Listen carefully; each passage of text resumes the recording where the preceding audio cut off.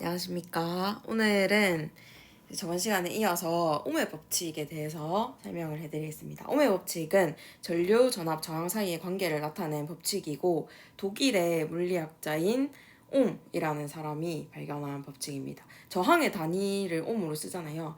그래서 이 사람의 이름을 따서 저항의 단위를 옴으로 쓰는 겁니다. 일단 간단하게 복습 먼저 하자면 전류는 우리가 기호로 I를 썼고 전압은 V, 저항은 R을 썼습니다. 기호예요. 얘는 기호. 얘네 뭐 이름이라는 뜻입니다. 기호. 그리고 단위도 한번 복습해 볼게요. 단위가 더 중요해요. 왜냐하면 이 전기 파트에서는 계산을 하는 거잖아요. 오메 법칙으로. 계산을 하고 나서 답을 적을 때는 이 기호를 답 뒤에 적는 게 아니라 반드시 단위를 적어야 되기 때문에 단위를 꼭 알고 계셔야 됩니다. 전류는 암페어 또는 밀리암페어를 쓰고요. 전압은 똑같아요. 볼트를 쓰고 저항은 좀 전에 말했듯이 옴을 씁니다.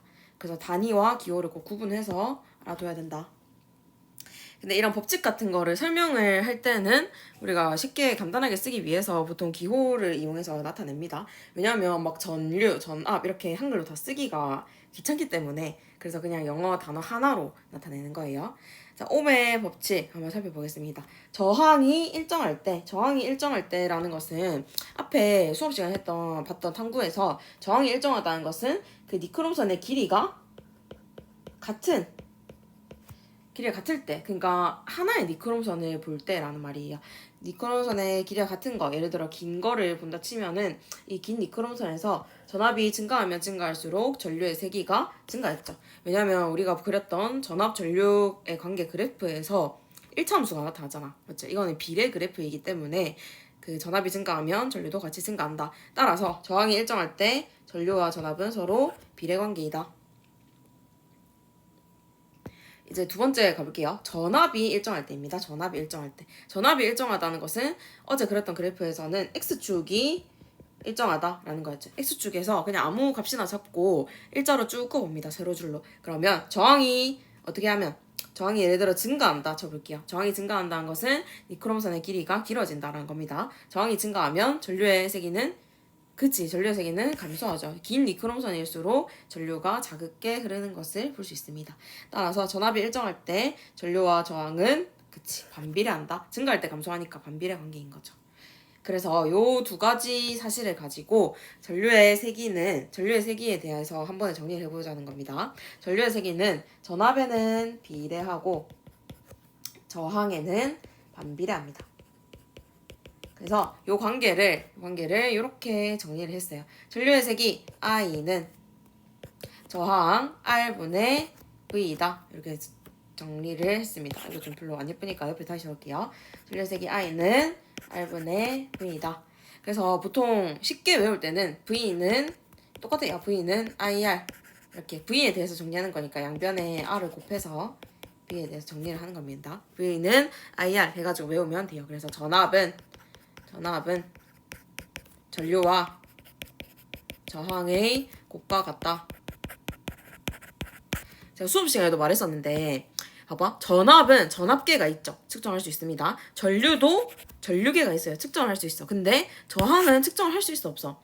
저항이라는 것은 측정값이 아니에요. 측정값이 아니고 이렇게 전압과 전류를 측정해서 계산을 해서 얻을 수 있는 값이고요. 저항은 계속 변하는 것이 아니라 물질에 따라 일정합니다. 왜냐하면 저항이 생긴 이유가 뭡니까?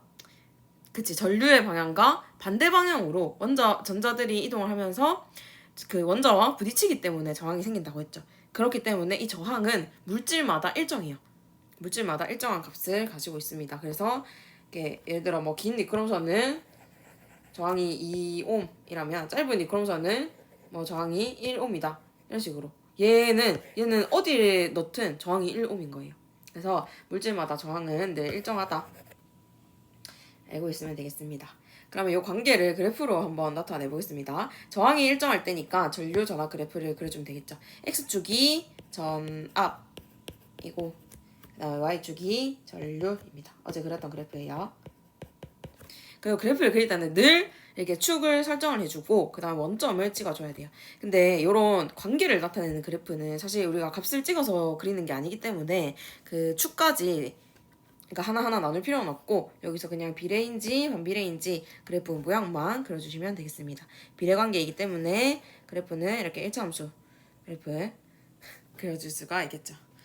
나는 이게 아이패드로 그리니까 그리기가 참 쉽네. 이렇게 예쁘게 하나 그려주십시오.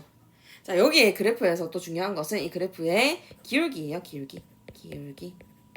1차함수를 배웠는지 잘 모르겠지만 1차함수 그래프에서 이 그래프의 기울기는 뭐 어떻게 구할 수 있지? 그죠? x 증가량분의 미안합니다. x 증가량분의 y 증가량 이렇게 구할 수 있죠. x분의 y는 뜻이에요. 그래서 이 그래프에서도 마찬가지로 기울기는 x분의 y 전압분의 전류이다. 그러면 이거를 또 정리를 할 수 있습니다. 전압분의 전류이다라고 하면 전압분의 전류이다. 그러면 여기서 뭔가 좀 정리를 할 수 있겠죠. 여기서 정리를 할 수 있겠죠. 요거에서 양변에 전압을 나누어 봅시다. 요 식에서 양변에 전압을 나누어 주면은 여기도 전압을 나누어 주고 여기도 전압을 나누어 주면 뭐만 남습니까? 그쵸? 저항분의 1만 남게 되죠. 저항분의 1이니까 기울기가 크면 저항이 작고 기울기가 작으면 저항이 크다 이런 말이겠죠. 기울기에 따라서 이렇게 저항을 볼 수 있다. 이게 읽을 줄 알아야 됩니다. 기울기가 크면 저항이 작고 기울기가 작으면 저항이 크다. 기울기는 저항분의 1이니까요. 그리고 아까 말했듯이 이 저항은 물질이 가지는 값이기 때문에 전류랑 전압에 따라서 달라지지가 않아요. 그래서 요때 예를 들어 뭐 전압 1 전류 1 때 저항과 여기 전압 3, 전류 3 일 때 저항은 같다. 이 값이 달라진다고 해서 그 저항 값이 달라지는 것은 아니다. 물질에 따라 다 똑같다. 이거는 지울게요.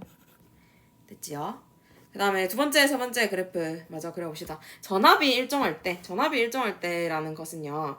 I 곱하기 R이 전압이잖아. 이게 일정하대. 그러면 전류가 증가하면 이게 일정해야 되니까 저항은 감소해야겠죠. 맞죠? 이 관계는 무슨 관계이다? 맞아요. 반비례 관계입니다. 그래서 저항과 전류는 서로 반비례 관계예요. 이번에도 Y축을 전류로 두고 X축을 저항으로 둬볼게요. Y축은 전류. 그래서 이 그래프는 반비례 관계를 나타내는 그래프를 그려주시면 됩니다. 이렇게 그려주면 됩니다. 반비례.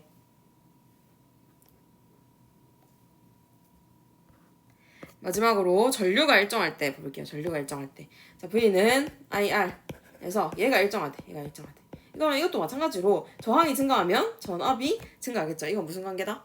비례 관계이다. 그래서 저항과 전압의 관계는 비례 관계이기 때문에 그래프는 이렇게 1차함수 그래프를 그려주면 되겠습니다. 너무너무 쉽죠? 요 세 개의 그래프 중에 사실 가장 중요한 것은 기울기를 알 수 있는 어디 갔노?